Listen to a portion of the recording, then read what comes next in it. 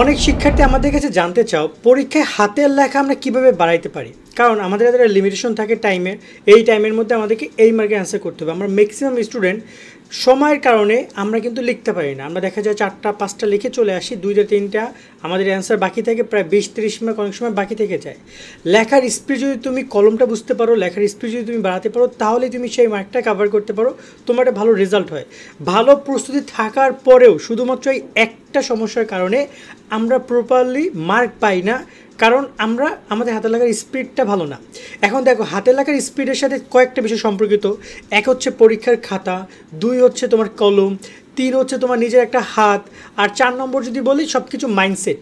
এখন দেখো, আমরা তোমাদেরকে একটু কৌশলগুলো শেয়ার করছি, যে কৌশলগুলো হাতের ব্যায়াম এবং তোমার কলম নির্বাচন, তোমার বসার ধরন, হাত রাখার ধরন, এই পয়েন্টগুলো থাকছে।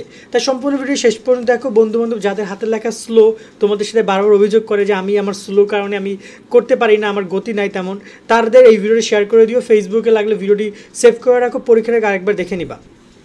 ওকে, দেন আমরা প্রথমে তোমাদের একটু ক্লিয়ার করতে চাই যে এখানে হাতের লেখার সবচেয়ে গুরুত্বপূর্ণ বিষয়টা কি। তুমি লিখছো কিসে? তুমি লিখছো কলমে। সো এক্ষেত্রে কলমটা সবচেয়ে বেশি ফ্যাক্ট। এক্ষেত্রে দেখা, আমার কাছে যে কলমটা আছে এটা একটা নর্মাল একটা কলম, ঠিক আছে, বাট এই কলম দিয়ে কখনোই পরীক্ষার খাতা লিখতে যাবা না, কারণ দেখো ওইখানে স্টাইল দেখায় লাভ নাই। ওখানে এটা একটা স্টাইলি কলম বলা যেতে পারে, সাদা দেখতে ভালো লাগছে তাই আমি ব্যবহার করছি। বাট নর্মালি পরীক্ষার খাতায় অল টাইম তুমি বল পেন ব্যবহার করবা। বল পেন মানে আমরা যে নর্মাল বল পেনগুলো দেখি 5 টাকা 60 টাকা যে বল পেনগুলো, ম্যাটাড্রো বা স্কুলের যে বল পেনগুলো আছে, ম্যাটাড্রো স্কুল বা অন্যান্য ক্ষেত্রে সেগুলো ব্যবহার করতে পারো।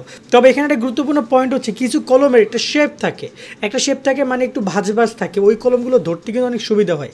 চাইলে ওই কলমগুলো ব্যবহার করতে পারো, অথবা একদম যে রাউন্ড যে কলমগুলো আছে শেফের, ওইগুলো ব্যবহার করতে পারো। এক্ষেত্রে চেষ্টা করবা একটা ভালো কলম ব্যবহার করে। আরেকটা কলমের ক্ষেত্রে গুরুত্বপূর্ণ পয়েন্ট কি বলো তো ভাইয়া, সেটা হচ্ছে যে তোমাকে অবশ্যই কলমটা কিন্তু পুরাতন হইতে হবে, নতুন কলম না। হাতের লেখা যখন তুমি নতুন কলম থেকে দেখবা যে কলমটা আগাচ্ছে না, খুব ব্যথা হয়ে যাচ্ছে হাত, সো সেক্ষেত্রে কী করতে পারো, যখনই তুমি কলমটা নির্বাচন করবা বা বাসায় কিনে আনবা, তখন চেষ্টা করবে এরকমের তুমি একটু দাগানোর জন্য। এতে করে কী হবে, কলমটা ইজি হয়ে যাচ্ছে, তোমার হাতটাও ইজি হচ্ছে এবং কলমটা ইজি হচ্ছে। সেক্ষেত্রে বেশি করে একটু দাগাই নিবা, মানে কলমটা একটু ইজি করে নিবে। এক্ষেত্রে তুমি 10টা কলম কিনছো, তো চেষ্টা করো 10টা কলমকে একটু ইজি করে নেওয়ার জন্য। 2 নম্বর যে পয়েন্টটা, সেটা হচ্ছে আমাদের কলম ধরা। আমরা অনেক শিক্ষার্থী জানি না কলম ধরবো, অনেকে দেখি এরকম ধরে, অনেকে দেখি যে এরকমের ধরে না। কলম ধরার ক্ষেত্রে বৈজ্ঞানিকভাবে এই 2টা আঙুলকে সবচেয়ে বেশি তোমার হচ্ছে যে বলা হয় যে 2টা সবচেয়ে বেশি কাজ করে। সেই 2টা কলম তুমি এখানে সিম্পলভাবে এই 2টা হাতের তোমার সবচেয়ে বেশি কাজ থাকতে হবে, এই 2টা আঙুলের, ঠিক আছে, এই 2টা আঙুল, ঠিক আছে। দেন এই আঙুলটা আমাকে সাপোর্ট দিতে পারে, বাট নর্মালি মেন থাকবে কোথায়, এই 2টা আঙুলের সবচেয়ে বেশি কাজ থাকবে, এবং আমি কলমটা এরকমভাবে ধরবো যাতে করে আমি আমার সুন্দর করে লিখতে পারি। হ্যাঁ, এক্ষেত্রে অনেকের অভ্যাস হয়ে গেছে অন্যভাবে লেখার, অন্যভাবে ধরার, তাদের ব্যাপারটা আলাদা।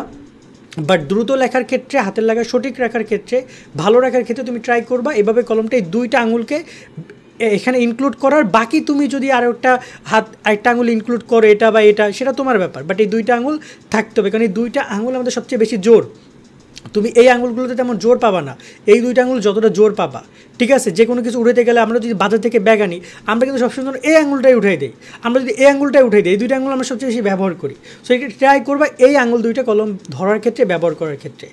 এবার একটা গুরুত্বপূর্ণ পয়েন্ট আমরা ক্লিয়ার করি, সেটা হচ্ছে যে তুমি তো আঙুল ধরতে পারলা, কলম কীভাবে ধরতে হয় জানলা, কলম নির্বাচন করলা, বাট গুরুত্বপূর্ণ একটা পয়েন্ট হচ্ছে যে আমাকে প্র্যাকটিস করতে হবে, আঙুলের ব্যবহারটা করতে হবে, আঙুলের ব্যায়াম করতে হবে।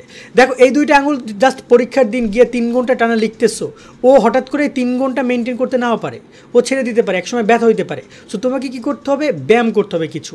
কী ব্যায়াম? ধরে নাও যে তুমি চেষ্টা করবে এই যেহেতু 2টা আঙুল, সেক্ষেত্রে কলম হোক অথবা শক্ত কোনো কিছু হোক, চেষ্টা করবা এটা ধরে জাস্ট এভাবে একটু ঘোরানোর জন্য, জাস্ট এখানে একটু ঘোরানোর চেষ্টা করবা, যাতে করে এই যে মাসল আছে আঙুলের 2টার, এই মাসলটার জন্য কী হয় যে একটু আস্তে আস্তে করে টাইট হয়ে যায় বা একটু শক্ত হয়ে যায়, তার জন্য ওর জন্য 4-5 গুণা টানা লিখলে ওর জন্য প্রেশার না হয়। এই বিষয়টার প্রতি খেয়াল রাখতে পারো।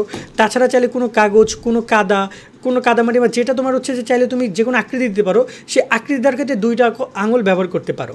এমনকি তুমি যদি কোনো বাজারের ব্যাগ টানো নিয়ে এসে সমস্যা নেই, মূল কথা হচ্ছে 2টা আঙুলের যে মাসল আছে সেটাকে যথেষ্ট পরিমাণে তোমাকে সময় দিয়ে সেটাকে ঠিক করতে হবে, যাতে করে সেটা একদম তুলতুলে না হয়, বা সেটার জন্য তোমার একটু হলো পরীক্ষার সময় যে এত পরিমাণে লেখা, সেটার জন্য সে এফোর্ড করতে পারে, যেন ছেড়ে না দেয়, ব্যথা করতেছে, দেখবে যে তোমার আর ভালো লাগতেছে না শেষের দিকে লিখতে, হাত ব্যথার কারণে মাইন্ডসেট চলে গেছে ব্যথার দিকে, পড়ার দিকে না।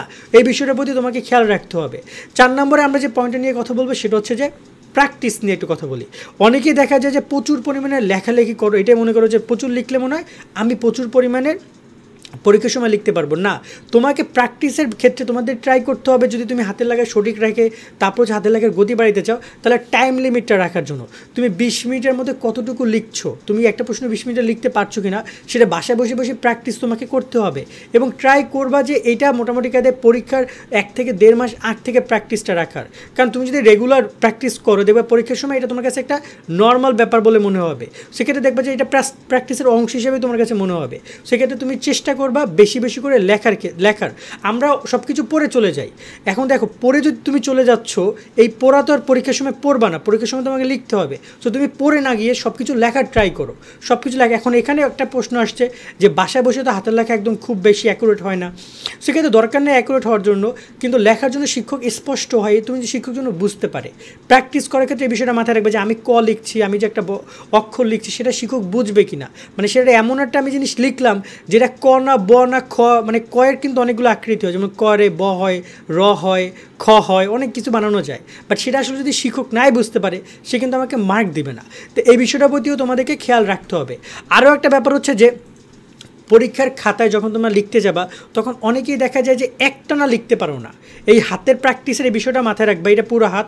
তোমরা যখন একটা জিনিস লিখতে যাবা তখন তুমি আগে ভেবে নিবা, দেন তুমি যখন লিখবা তখন একটানা পুরো লাইন খতম করতে হবে। তুমি এক অক্ষর লিখছো, এক অক্ষর হাত তুলে ফেলতেছো, এক অক্ষর লিখতেছো আবার উঠাচ্ছ, বা একটা শব্দ লিখতেছো, এভাবে না।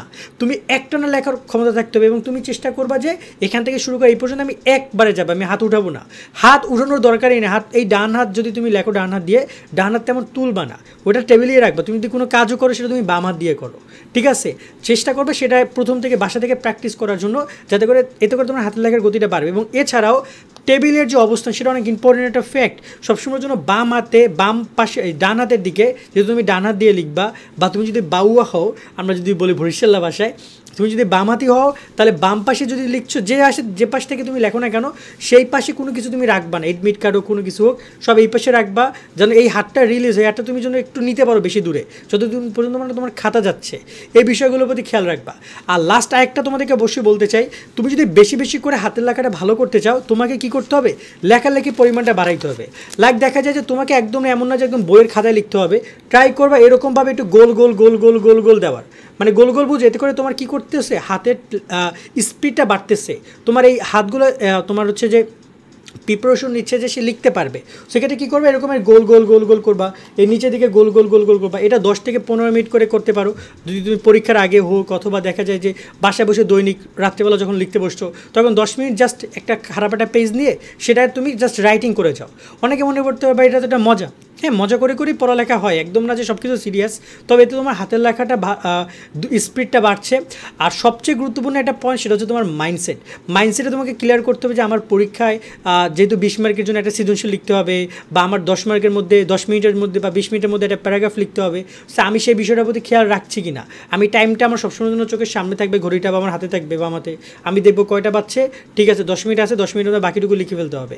এক্ষেত্রে তোমার এভাবে টাইম ম্যানেজমেন্টও করতে হবে।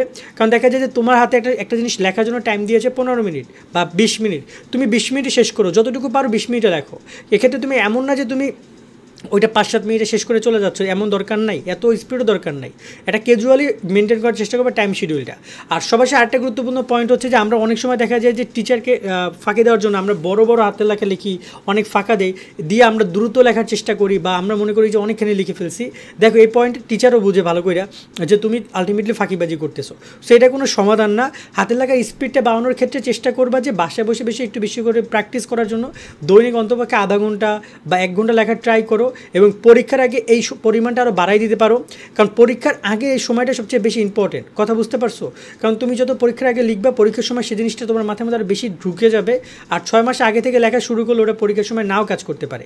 বাট 6 মাস আগে কী করছো সেটা ইস্যু না, বাট পরীক্ষার 1 মাস 2 মাস আগে লেখার প্র্যাকটিসটা পরিমাণটা অনেক বাড়াই দিতে হবে। আজকের মতো এই ভিডিও আমরা এখানে শেষ করছি। তোমাদের কাছে কেমন লেগেছে ভিডিওটি কমেন্টে জানাতে পারো। সকলে অনেক অনেক ভালো থাকবা। আল্লাহ হাফেজ।